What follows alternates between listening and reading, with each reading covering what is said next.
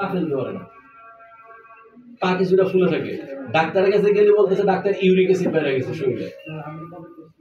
Uric acid মানে ইউরিয়ার পরিমাণ শরীরে বেশি। আর এই ইউরিয়া শরীরে আসছে কোথা থেকে? ফসল থেকে।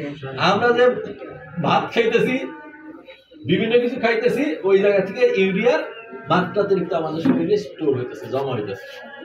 সো দিস আর দ্য এইগুলা কাহিনী। তারপরে কি বলতেছে? আমাদের পানি দূষণ হয়ে গেছে, চতুর্থ সাইডের পানি আম দূষিত। ইভেন তো মাটির নিচের থেকে পানি যদি তুলেন আর্সেনিক আছে বলতেছে, এই অবস্থা। তারপরে কি আপনার এরকম কিন্তু কাহিনী হচ্ছে ভেজাল আর বিষে ভরা খাদ্য সবকিছুতেই। আপনি শাক সবজি খাবেন, এটা হাইব্রিড, অস্বীকার করা যাবে? জি না। নাঙ্গলকোট আপনি গ্রামের মধ্যে আছেন, তারপরেও দেখেন ইভেন তো মাছ, চাষের মাছ খাচ্ছি আমরা, যে চাষের মাছটা কি খাওয়ানো হইতেছে? ফিড খাওয়া হইতেছে। ফিডের মধ্যে কি আছে? বিভিন্ন হরমোন দেওয়া আছে, আর্টিফিশিয়াল হরমোন দেওয়া আছে। এইগুলো হচ্ছে কাহিনী। সো ফলশ্রুতিতে আরেকটা আছে কি? মোবাইল ফোন, দ্যাট মিনস রেডিয়েশনের সাম্রাজ্য। অসংখ্য টাওয়ার।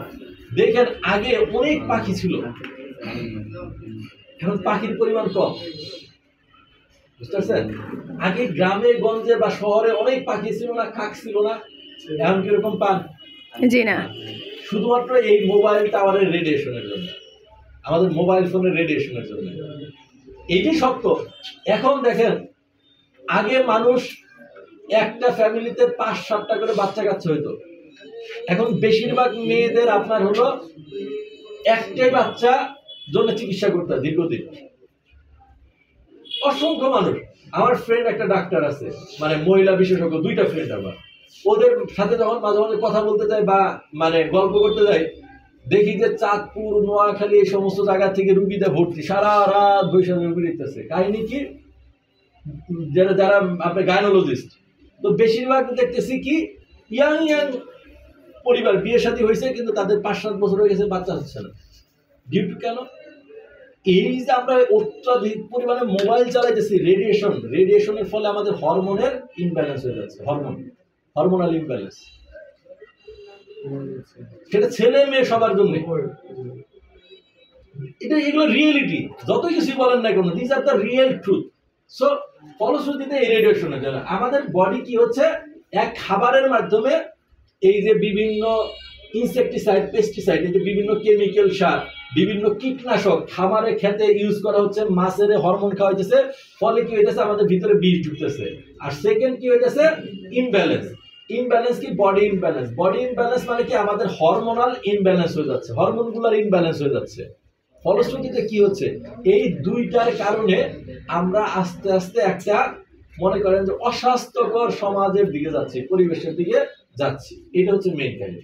এখন এই জায়গা থেকে নিস্তারের জন্য কোনো ডাক্তার, ইঞ্জিনিয়ার এগুলা কোনো কিছু দ্বারা কাজ হবে না। আপনি কতগুলো ডাক্তার দেখাবেন? আমি একটা কাহিনী বলি আপনাকে, যে মানে মনে করেন হাজবেন্ড ওয়াইফ, পরিবারের বাচ্চা হচ্ছে না, তাদের এক একটা করে হরমোন ইনজেকশন লাগিয়ে দিতে হয় 15 থেকে 20,000 টাকা, 6টা না 10টা ইনজেকশন লাগিয়ে দিতে হয়। Can you imagine? সো আপনি কয় সাইডে ডাক্তার দেখাবেন? আপনার লাইক ধরেন এক্সাম্পল, আমরা যে এই অস্বাস্থ্যকর খাবার খাচ্ছি, যে বিষগুলো জমা হচ্ছে, বেশিরভাগ মানুষ দেখবেন যে কি হচ্ছে? হার্টের রোগী, কিডনির সমস্যা। কারণ কিসের জন্য? আপনার বিষগুলো শরীরের মধ্যে সম্পূর্ণ জমা রয়েছে। ফলশ্রুতিতে কি হচ্ছে? আমার বডি কিন্তু কাঁদতেছে প্রতিদিন। যে কিরকম কাঁদতেছে? লাইক ধরেন আপনার কিডনি কাজ কি?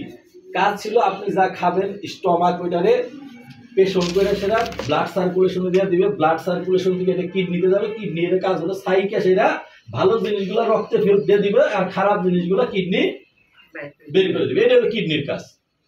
এখন আপনি যে ধরনের খাবার খাইতেছি, এখন কিডনির ফাংশন বইলা দেওয়া আছে যে কি? তুমি দেখবা যে 20% অ্যাসিডিক আছে কিনা, আর 80% অ্যালকালাইন আছে কিনা। অ্যালকালাইন মানে সবুজ আছে কিনা। এখন আপনার খাবারের পাতে দেখেন তো, মানে কি কইছে? চিকিৎসা বিজ্ঞান কইতেছে আপনার খাবারের মধ্যে 80% শাকসবজি থাকা লাগবে, আর 20% থাকা লাগবে ভাত, মাছ, মাংস। আমাদের খাবারের প্লেটে কি আছে? 100%ই ভাত, মাছ, মাংস। শাকসবজি আছে? জি না। সবুজ শাকসবজি? জি না। আছে? জি না। কিডনি কি করতেছে যখন এগুলো যাচ্ছে প্রসেসে, কিডনি কনফিউজ হয়ে যেতেছে, আরে এত বেশি গ্লুকোজ কেন, এত বেশি গ্লুকোজ কেন, এত বেশি প্রোটিন কেন? কিডনি তখন কি কনফিউজ হয়ে যেতেছে, সে ওভার টাইম কাজ করতেছে। কি করতেছে? সে ওভার টাইম কাজ করতেছে। ফলশ্রুতিতে আপনি যদি প্রতিদিন 8 ঘন্টা করে কাজ করেন, আর একজন মানুষ যদি প্রতিদিন 20 ঘন্টা করে কাজ করে, কে তাড়াতাড়ি গ্রো হবে? যে 20 ঘন্টা কাজ করবে। আপনার কিডনি আমার কিডনি এরকম 20 ঘন্টা করে কাজ করতেছে। আমি আর আপনি কি করতেছি? মানে ডাক্তাররা বলতেছে বা আমাদের ইসলাম ধর্মে পর্যন্ত বলছে যে মিনিমাম 8 ঘন্টা ঘুমানো উচিত, এরকম বলতেছে। আর স্বাভাবিকভাবে, তাই না?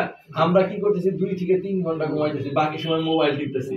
তো ঘুমায় রয়েছি, যখন হলো জায়গা রয়েছি, আমার কিডনি, আমার হার্ট, আমার ব্রেন ডাবল কাজ করতেছে, সবকিছুই ডাবল কাজ করতেছে।